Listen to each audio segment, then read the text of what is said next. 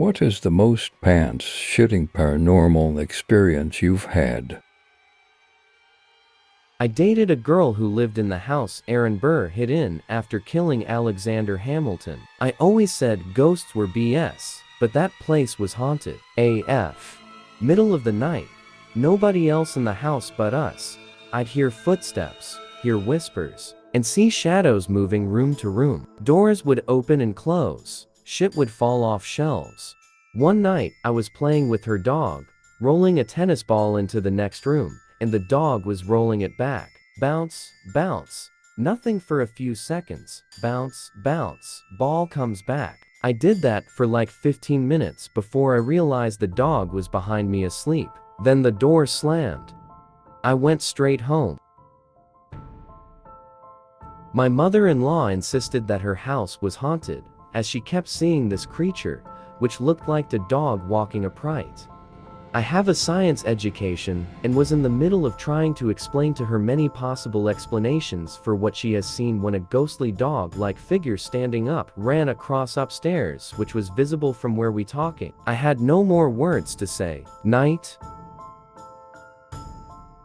When I was around 20, I was asleep in the middle of the night. I woke up and saw a floating, transparent body about 3 feet away from the bed. I assumed I was still dreaming, but it was disconcerting that my cat was sitting next to me, hyper-focused in the same direction. I closed my eyes hard and reopened them. The ghost or whatever it was still there when I opened my eyes again. I said out loud, "What do you want?" Just as I said that, my cat leaped into the ghost with splayed legs, like it was hell-bent for leather. My folks and I lived right at the edge of a fairly big national forest. The back 4 acres or so of our property was fenced in so the dogs could run, but they constantly found ways out, and we had to patch holes or fill in digs. This had gone on for months, and was just a part of life now. One night, I was getting home fairly late, and as I got out of my car, my pappy hollered from somewhere in the woods along the fence, "Hey, since you're home, can you come give me a hand?" The person I was on the phone with heard him and said they'd let me go, since it sounded like I had a fence to fix. I hollered back that I was going to set my stuff in the house, and I'd be right there. When I opened the door to set my stuff down, Pappy was sound asleep in the recliner in the living room. As soon as I saw him, every hair on me stood on end. I practically dove inside, shut the door, and slammed that deadbolt home like I was trying to drive it into the door frame. I don't know what was calling me from the woods, but I know it definitely wasn't my dad. Our family cat was quite old and pretty sick. My sister was leaving the country for like 6 months. The cats bonded with her, ask a kitten, and she picked him up the day she left and told him to wait for her to come home. He passes like a month later. For the next 5 months, he haunted that house. You'd hear him run up and down the stairs, push doors open. It was like he was still there. This happened until my sister came home.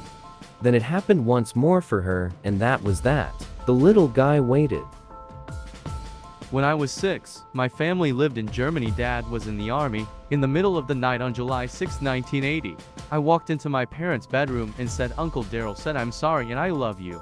My parents figured I was just having a dream. A few minutes later, the phone rang. It was my grandfather calling from the US to tell my dad that his brother had just taken his own life. When my grandmother was a teenager, her little sister made plans to go out with some friends. The night before the plans, my grandmother dreamt that my deceased great-grandfather came to her and warned her not to let her little sister go out the next night. My grandmother stopped her little sister from going, and obviously little sister was pissed, but she ended up not going. The friends she was going to go out with got into a very serious car wreck and were severely injured. I don't think they ever discussed it with each other ever again after that. I worked at grocery store bakery and my co-workers told me it was built in a burial ground. I rolled my eyes. Yeah, okay, right? Well, when I was baking cookies, I was waiting for the alarm that was about to go off when, swear on my life, a hand that was white like a sheet was reaching for my shoulder. I felt a chill run through me as I jumped like a foot in the air and did a spinning kick to nothing. I had a few experiences there, but nothing that terrified me as bad as that. Even when I swore I saw a man staring at me. The thing that made that moment scare me was that back in high school my BFF and I were walking down a hall and a hand came between us, white as sheet, and we turned and nothing. Some friends and I were dared to spend the night in an abandoned building near our hometown. I believe it was either a schoolhouse or a church. Nothing too creepy at first, just a few rooms where the hair would stand up on the back of your neck, where you felt like you were being watched. After the sunset, we began hearing full-on mumbled conversations and children laughing in rooms other than the one we were sitting in. More than a little unnerving, but we tried to stick it out. Right about midnight, I go out for a piss and come face to face with a man bleeding from his eyes and ears, with a noose around his neck. Pissed my pants and screamed my head off. Dead sprint back to my buddy's car. They come noping out of the building, having had a similarly terrifying experience with a shadow that spoke with a little girl's voice. Haven't been anywhere near it since. Me and 3 friends were staying at a friend's grandparents' house in Nottingham, England. It was an old house, as many are in England. The stairs were steep with narrow steps, almost like they had been built long before any regulations had been put in place for that kind of thing. This made them hard to run up or down, because there were extra steps that were narrower than usual, and we all agreed that the stairs were different here. 4 of us, all 14 years old, were set up to sleep in the living room. His nan and granddad were upstairs in bed. They were old and in bad health. His granddad had only half of one lung from smoking, and his nan had always been quite overweight. We were lay on the sofa's top and tail, when we heard someone run down the stairs, switch the light switch at the bottom of the stairs off and sprint back up, hitting every single step, something I had failed to achieve myself. We all jumped into the center of the room and huddled together until the morning. None of us can explain it, and we still talk about it to this day. I don't believe in ghosts, and there is obviously an explanation somewhere. Perhaps his grandparents tried to spook us. The first full day in the new house, we stayed over the night before. It was me and my dog who was following me everywhere. The laundry was in the basement at that time. The stairs to the second level were on top of the stairs from the basement to the main level. My dog and I were walking to the basement stairs when I heard very heavy steps running down the stairs above me. The steps were so heavy the stairs I was on were shaking. I paused in terror, then ran out of the house with my pup.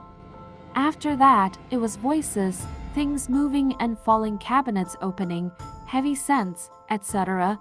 This went on for months, and we just had a baby. We were considering selling the house or getting someone in for a session. The night before we made a decision, I prayed to my grandma to help. She had passed, but was always a fierce defender for me, as this house was no place to raise a baby. The next day everything was gone and the house had a sense and feel of calm. Worked in a restaurant in high school. It was an old place, hundreds of years old, and doubled as a hotel. It had seen a lot, and multiple people had died there in the 20s, apparently something to do with the mafia, and there was a rumor someone had committed suicide years before.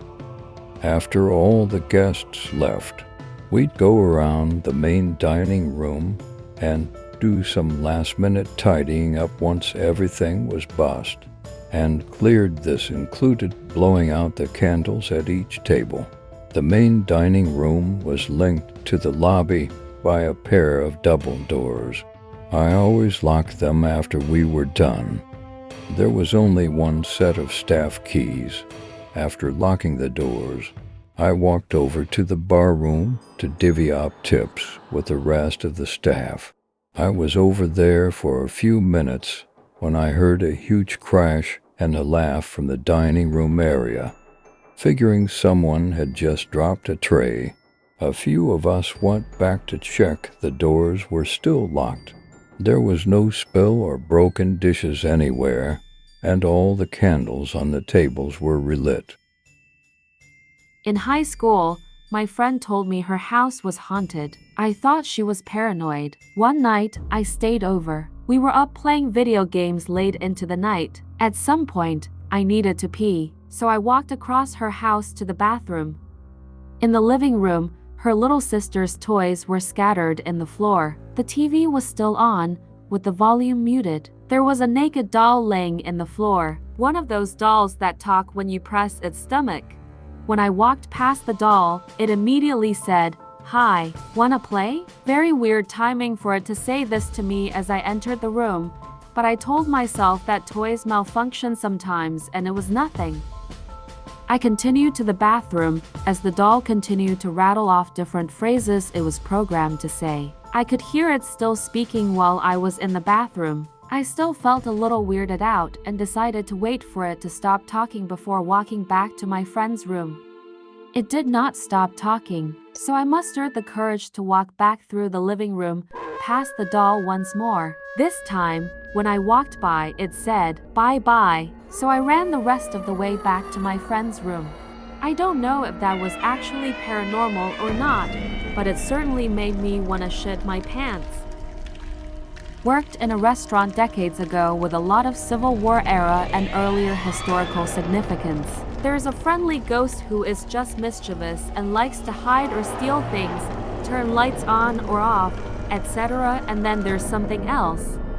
In the basement of the building, there's a storeroom where extra canned goods, linens, etc. are stored. It's a windowless room in the middle of the building with stone walls and a concrete floor, very cold and damp in there 100% of the time, and only lit by a single light bulb in the ceiling. I never saw a physical manifestation there, but the feeling in that room is just off. You feel like someone is watching you at all times, and like if you turned around quickly enough, you'd see them standing directly behind you.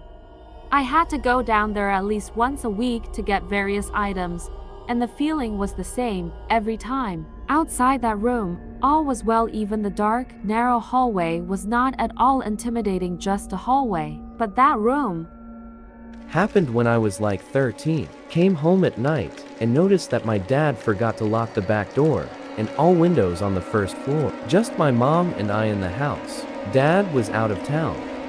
Since I was technically the man of the house, I decided to do a complete check of the 3500 SF house by myself. Swept through the first and second levels, checking under the bed and all closets. When it came time to check the unfinished basement, I grabbed a knife and had my mom follow behind me. I was 13. Give me a break. Now, when I took a few steps into the basement before I could turn on the lights, a few boxes that were placed on the concrete floor fell over almost like someone was hiding behind them for cover. Gathered as much guts I had at 13 and decided to proceed further with the check. My mom, who was 43/44 at that time, stopped dead in her tracks and didn't want to come down any further. At this point, I was 100% sure there was someone in the house. I was just happy I had the knife. Swept through the entire basement and no one was there. The boxes that fell over were heavy and couldn't have fallen off without some intervention. Didn't sleep that entire night. Just kept guard. Still haven't figured out how it happened. No scientific explanation. No pressure points on the floor. Nothing. There's an old red brick canal bridge close to my family farm. Where I grew up, I used to play hide and seek there with my 3 sisters, 1 older, 2 younger. We'd play out there for hours. When I was about 8, I was lightly bitten by a black Labrador that literally came out of nowhere. I then had complete amnesia until I woke up at home the next day. Apparently I had come home. Mum had dressed the wound, and I had had tea, got in the bath and gone to bed. Never had any blackout period before or since. When I was 34, I was looking after my parents' neighbor's 4-year-old dog, by chance a black lab. As a favor, as they had gone on holiday, I walked down to the canal and saw 3 girls playing on the bridge. Then I called Rosie back the lab, and she came back with blood on her face. She had been known for going after rabbits, so I wasn't too worried, but doubled back to check the children were okay. They were gone. This bridge is in the middle of nowhere, and the village nearby has no children anymore. That's when I realized the girls were my sisters.